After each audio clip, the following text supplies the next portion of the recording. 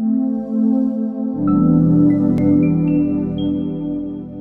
am going to talk about God's call. Can we all say that? God's call.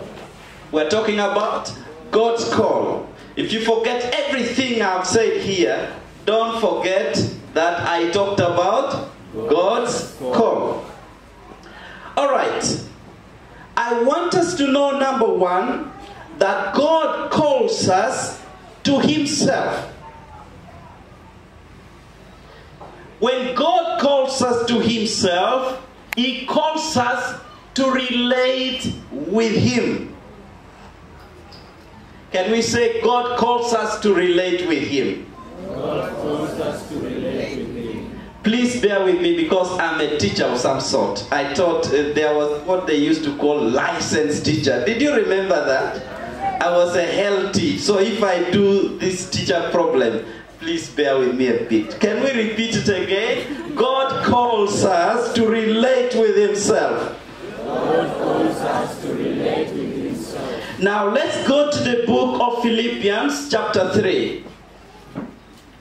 In the book of Philippians chapter 3, and then we read from verse, although I would really straight away go to verse 10, but it is very good for you if you read the other verses before.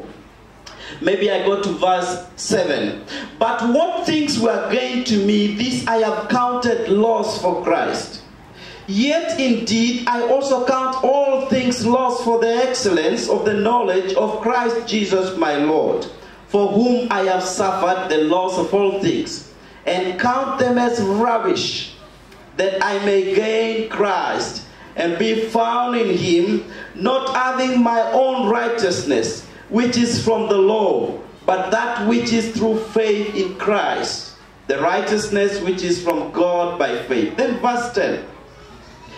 That I may know him, and the power of his resurrection, and the fellowship of his sufferings, being conformed to his death, if by any means I may attain to the resurrection from the dead. What consumed Paul's life was knowing Christ. God calls us first to relate with him before he calls you to do anything. When you read how Jesus called his disciples, you see that first and foremost, he called his disciples to abide with him. And it is very important. God loves to relate with us. It's not really that God needs to relate with us, because God is sufficient. He has everything. He is content in himself. But it's his love that draws him to love us and to let us relate with him. When you read Psalms 119, Psalms 119, and I am reading verse 10. In verse 10, the Bible says, with my whole heart I have sought you. Oh, let me not wander from your commandments. The psalmist is drawn to God. In Psalms 42 he says, like a deer pants for water, so I pant for you, Lord. I seek you. I want to relate with you. And David says, how I desire just to be a doorkeeper in the house of the Lord. Maybe just to be a gatekeeper and to keep beholding the goodness of God. What is he seeking for? Just to relate with God. How beautiful is it to relate with God? I am told of a story of some man who did a good favor to a certain king. And the king wanted to bless him. And he said, what do you want me to do for you?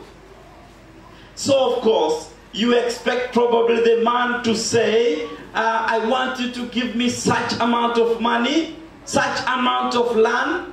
But that is not what the man chose. He said, King, if I can find favor, what I only want from you is that every time there is a meeting, and you are there and I'm there, just bring me closer to you and show me to the people. That is all he wanted. He simply wanted to relate. Let people know that this man is closer to who? To the king. And that mattered a lot. That was enough protection for him. Because people knew, if you touch this man, whom the king always introduces, and who sits closer to the king, you are going to see fire. And you know, people use closeness to a great person to bully others, isn't it? Closeness, relationship to a greater person gives you honor. Hallelujah.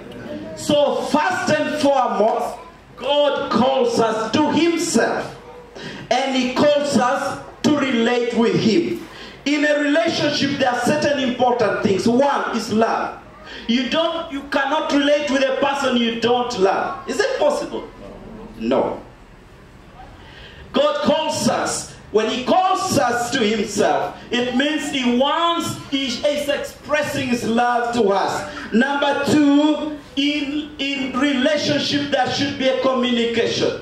You cannot relate to anybody that you cannot communicate with. Imagine if I say I am relating to my wife. Now I'm not just relating, we are married.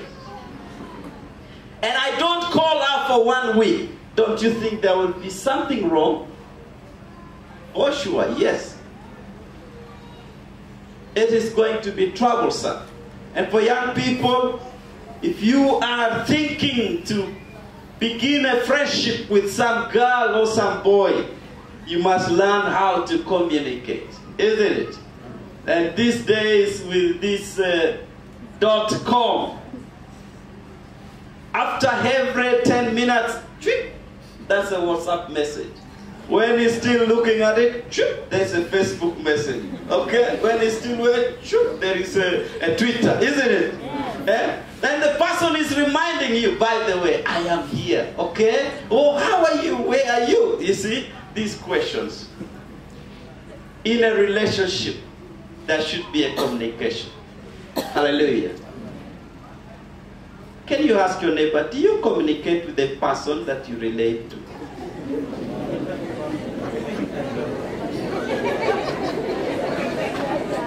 Amen. And maybe for those who are married, you cannot sustain a marriage without communication. There should be talking.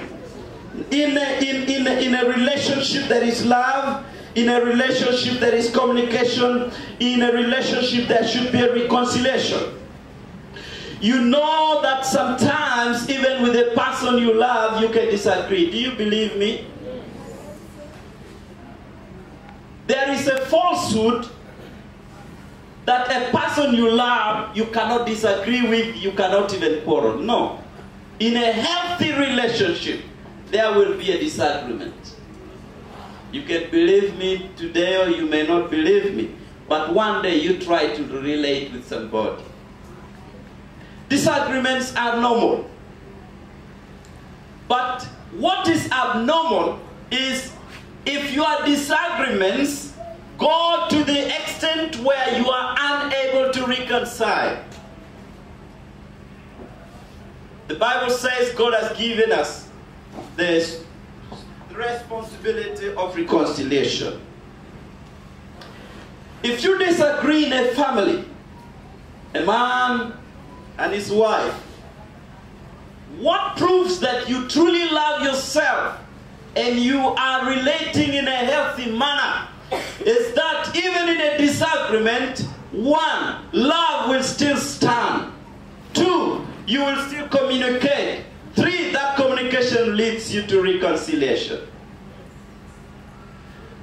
Today, if we truly have love in the church, and let me say this, the place I have seen the worst kind of hatred is in the church. Very shameful though. Although we have the doctrine of love, but there are people who don't even greet themselves in the church. Did I say it correctly? Yes. Oh, I've lost some English. You forgive me. If you are here, my brother, and you are my sister, and there is something that you felt did not go well, and you are in a true healthy relationship, that healthy relationship will draw you to reconcile. Reconcile one to another.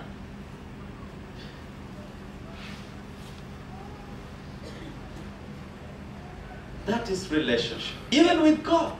God relates with us. When you read scriptures, you find times when God is really annoyed with the children of Israel. But he still reconciles anyway. Calls them back. Looks for them. And he reconciles with them. That is what relationship is. And number 4, in the matters of God's call to relate. In a relationship, we share gifts, isn't it? God loved the world. God loved mankind. Do you know what he did? He created the whole world before he created the human being. He was preparing that this man that I love so much must have enough gifts. And then he laden this world with a lot of gifts. He laden the world with gold. He laden the world with every kind of mineral. He laden the world with oxygen. And you breathe generously in the way you want, isn't it? If you can open your nose as wide as you want, you are not going to exhaust all of this oxygen. That is the generosity of God.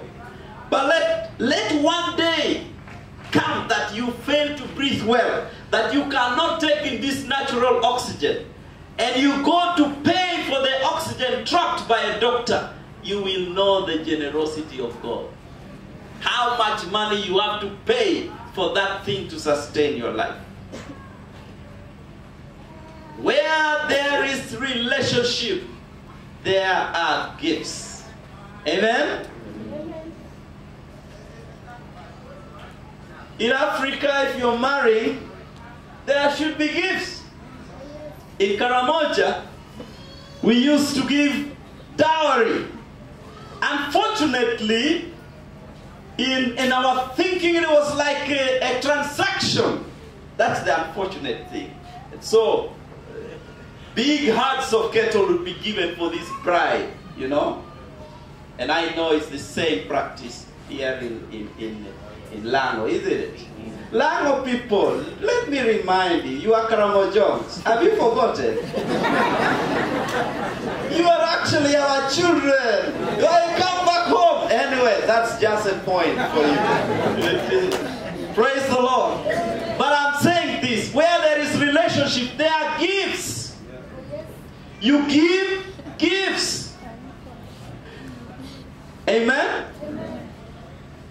If you love your wife and you can't give her a gift, people wonder whether you're relating well, isn't it? Praise the Lord. So God calls us to relationship.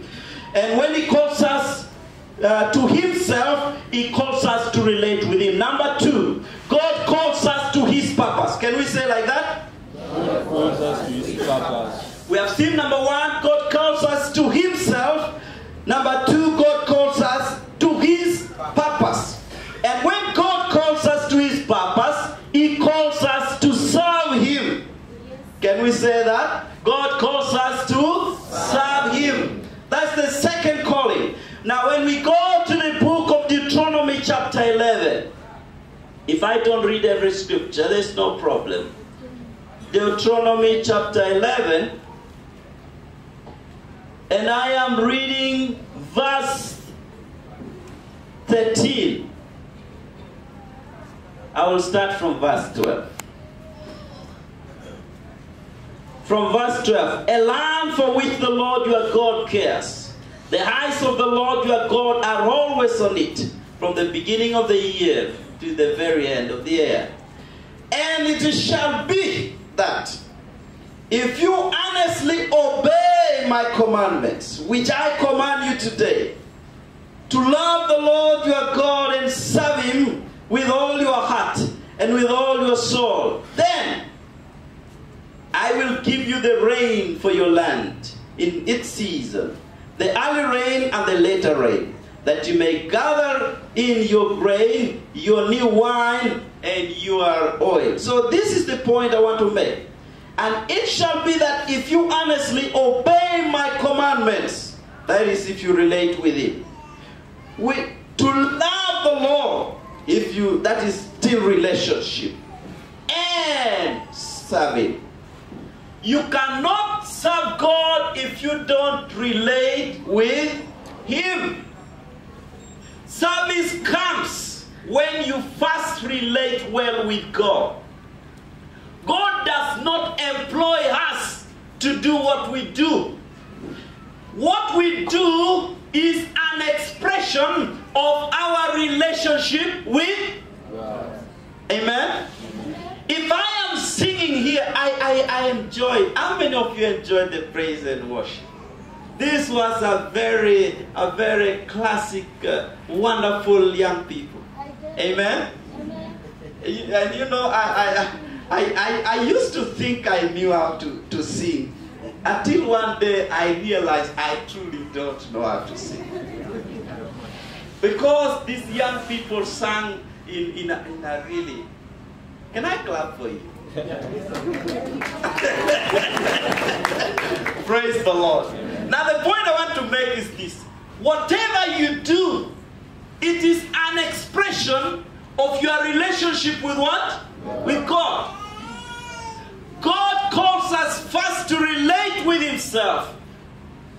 Then God calls us to his purpose, to serve him. Now, when you go to the book of 2 Corinthians. 2 Corinthians chapter 15. No, it is 1 Corinthians, brothers and sisters. 1 Corinthians chapter 15. And I'm reading verse 58. Listen to what the Bible says. Therefore, now when you hear the Bible says therefore, it's making a conclusion. After speaking many things, and the many things that the Bible talks in the book, chapter 15 of the book of 1 Corinthians, is talking about matters of resurrection. We are not going there. So after he speaks of all those things, then he makes a conclusion. And says, therefore, my beloved brethren, be steadfast, immovable. Immovable means cannot be moved. Always abounding in the work of the Lord, knowing that your labor is not in vain in the Lord. That therefore, after you have really known there is all these things in the Lord, be steadfast in them. Be steadfast in your relationship with God. Be steadfast in everything you have known about God. Be steadfast in your faith. Be steadfast in your hope. And always abounding. Always abounding means you have to be in excess in the work of the Lord. Hallelujah. Amen. Ask your neighbor, what is it that you do to the Lord? Ask him. Or you first ask yourself, because you can't ask your neighbor if you have not asked yourself. Hallelujah. When you read the book of, I think, 1 Corinthians, yes, 1 Corinthians chapter 12, where the Bible talks about the body of Christ. The body of Christ. He compares it to the human body. And that's the church. And he says, just like as the body has different parts, so does the church have many members with different gifts. Isn't it? And all of these gifts work for the good of the body. There are those who are pastors. There are those who are administrators. There are those who are singers. There are those who are preachers, workers of miracles, evangelists, and all kinds of people. These gifts God gave so that we can use it to build His body, the church. None of those gifts is greater than the other. Are you hearing me?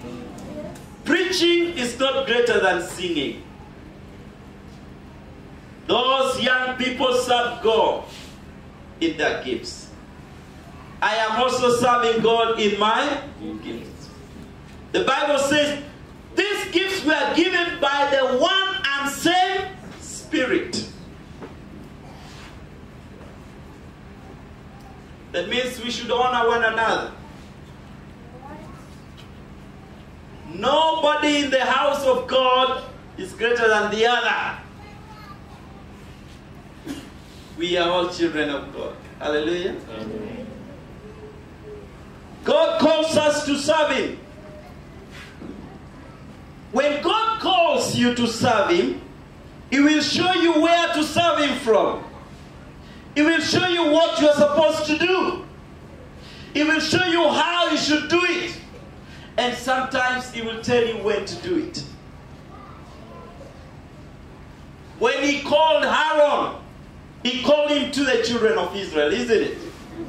And He told him what he's supposed to do. As you read chapter 9, you see what God is telling Aaron what he's supposed to do and how he should do it. He makes it very clear. When God calls you, He will guide you on what you're supposed to do. However, I want to say this. Every gift must be developed. If you don't develop your gift, you will not get the maximum of it. Yes. If you are a teacher, crave more knowledge. Study, read, compare. If you are a singer, desire to do it better. If you are an usher, do you know that the most powerful people also in church are the ushers? I tell you better, very smart. I have been a pastor, and I know if an usher messes up from outside and spoils the mood of people coming inside, that day, that Sunday is spoiled. Doesn't matter how I preach from here. Ushers are very powerful. I give you another example.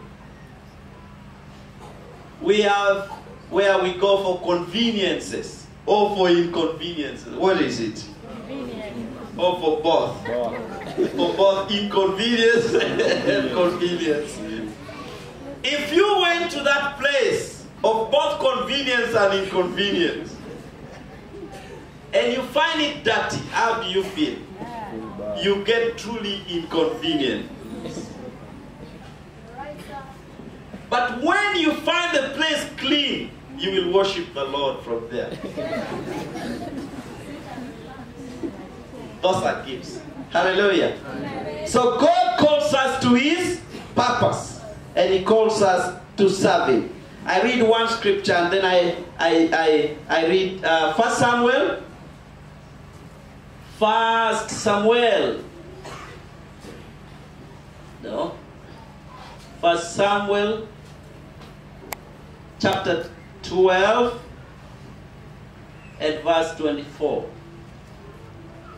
Verse 24 is very interesting.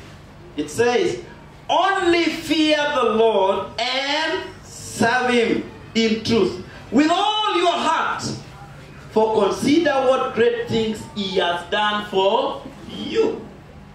We serve God as an expression of the good things he has already done to us. An expression of our relationship with who? With him. What a wonderful thing. When Paul forsook everything for the excellence of knowing Christ, that is why he said, for me to live is Christ, and to die is gain. Now the reason why he made that sentence, he reflected upon what God had done for him. And so he said that, what is my life for? Than just to serve him. Today I see people struggle to start to serve God before they have related well with him. You will not do well. If you do like that, you look at serving God as if it's a kind of a job for you. Unfortunately. And you will not enjoy it. So Samuel advises and says, only first of all fear who? Fear the Lord. And when you have already feared the Lord, do what? Serve him in truth. Why? Because your motivation for serving God is one, what he has done for you. What is your relationship with God? And that is what affects the way you relate with him. And Paul in the book of Colossians chapter 3, Colossians chapter 3 and verse 23 and 24. And he says, and whatever you do, do it heartily. Heartily means with all of your heart.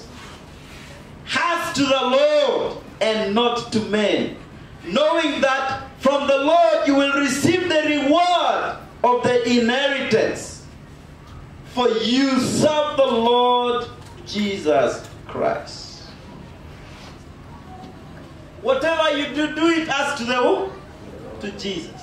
If you are singing, sing as to the Lord. If you are preaching, do it as to the Lord. You don't need a supervisor in the house of God. Why have you not done this?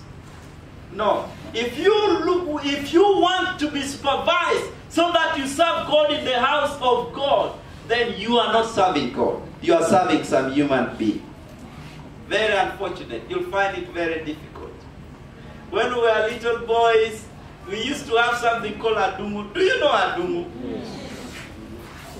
And so, there used to be what is called Adumu dance. I don't know how many of you had Adumu dance. When the little boys and girls have eaten some food and they are full, and they want to shed off some energy in the evening, they want to come together and sing and dance. And so that meant there should be some boys who really know how to play this instrument. And by accident or by incident or by God's will, I also knew how to play that thing.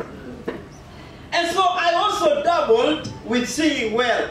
Now when I want to attract attention, when I know it is time to dance, I disappear.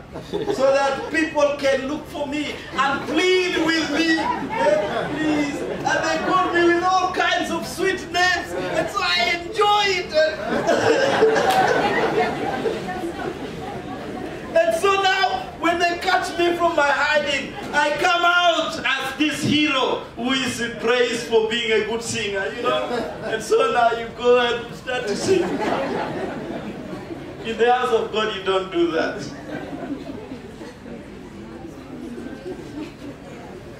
You do it willingly and life from your heart and has to who? To the Lord. Hallelujah. Amen.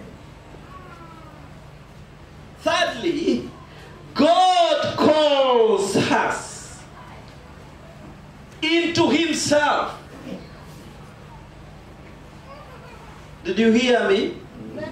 He calls us into himself. First, he calls us to himself to relate with him.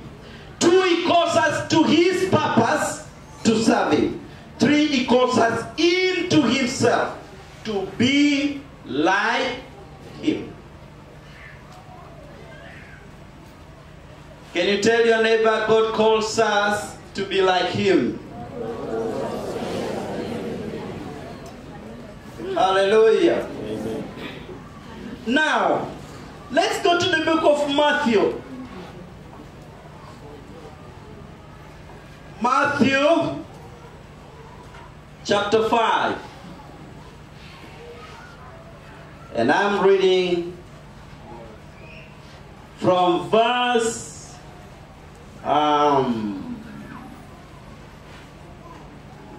let me start from verse 41. Or from verse 43.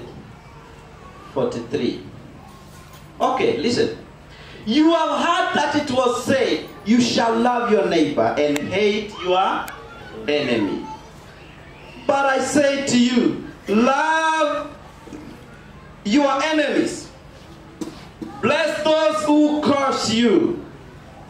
Do good to those who hate you.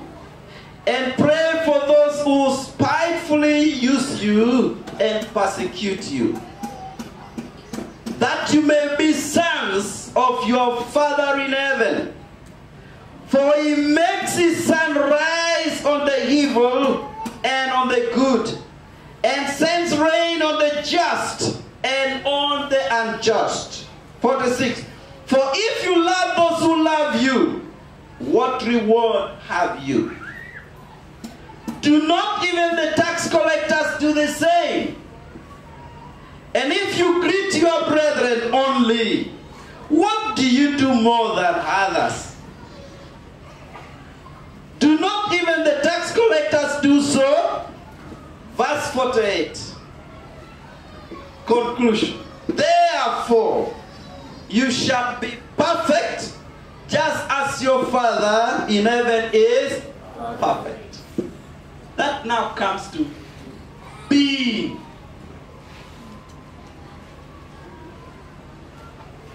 God calls us to be like him. It's being. It's your nature. It's your essence. 2 Corinthians 5:17 says that for they who are in Christ, they are new creature or creation. The old has gone, behold, the new has come. And that is the work of God. Now, when we believe in the Lord Jesus and we relate with him and we serve him, he expects us to be exactly like him.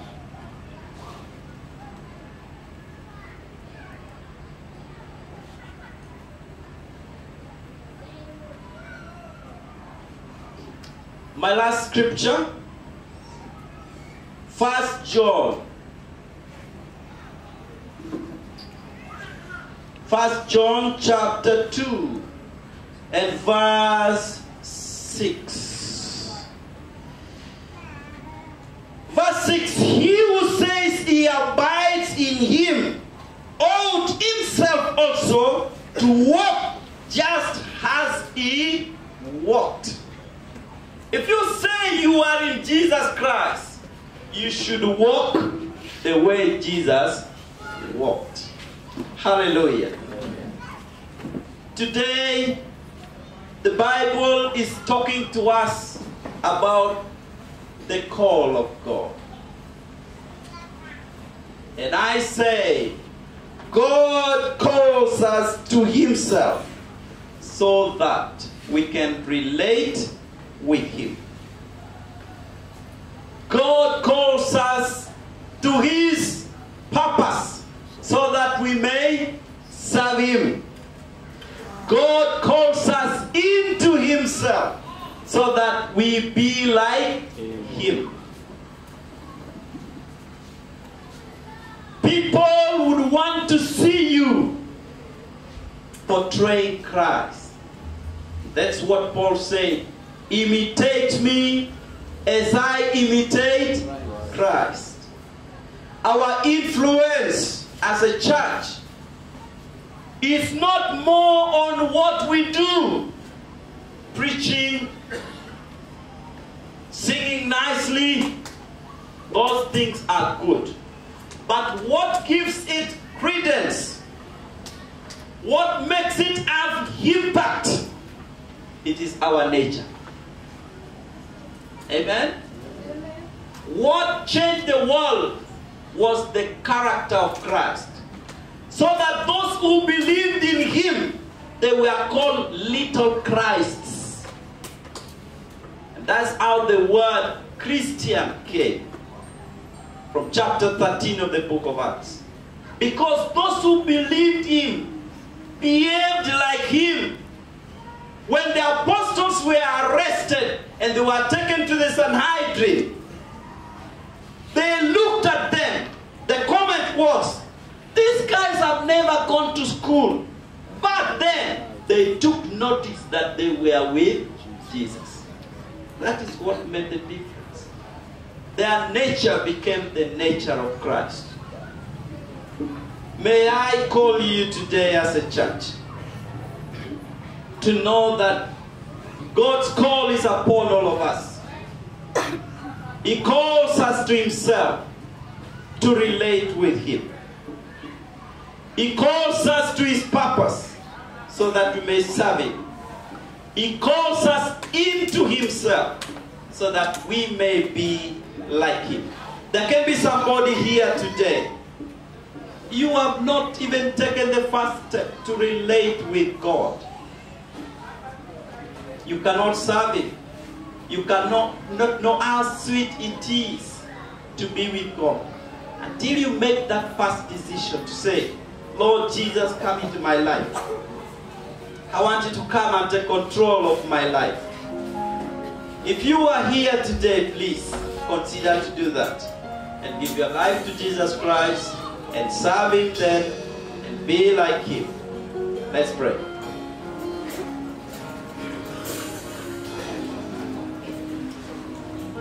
Dear Lord Jesus, we want to thank you. You have called us. You have called us to yourself, that we may relate with you. Help us, Lord, to give our lives fully to relate with you. You have called us to your purpose, to serve you, to know your mission. And that becomes our mission as well. And we pursue that mission with all our strength and with all our passion. And you have called us to be like you. Bless us, Lord, and let this message continue to ring into our hearts, to make us the kind of person that you want us to be. Bless us this week. In Jesus' name. Amen.